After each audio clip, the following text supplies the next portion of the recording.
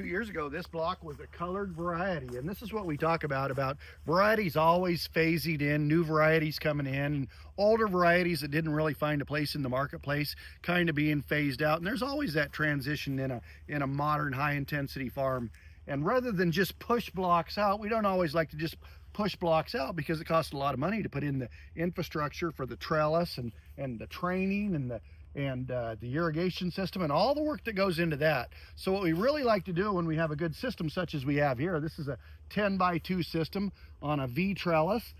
It's a great system, but the variety that was in here no longer had a good home in the marketplace. It just wasn't really doing well.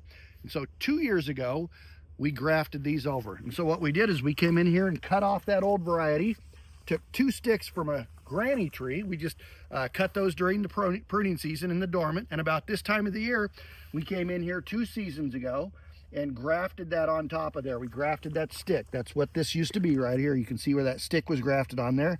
And then we let it grow and we fertilized it. And here we are, not even 2 years later, because it was done 2 years ago. So it's really a year and a month that these have been in the ground and growing with the new rootstock. And look at how they've done. Already up to the top wire, filling out the space. We cropped these last year in the very second year. This is actually the 3rd year. We're going to be coming into the 3rd year. I'm guessing these are probably going to have somewhere in the neighborhood of 40-50 bins to the acre coming into the 3rd leaf grafted. That's phenomenal. They're doing really, really well. They've, like I say, they filled out the space. It looks like a new block, but this is why we like to graft blocks over. Rather than replant and go through that whole process of rebuilding the infrastructure again, we can graft on top of that. And usually within 2 years, we're back up and running and producing a good crop again. And that's what's going on here. So yes, grafting, very important part of what we do here with our high intensity orchard systems.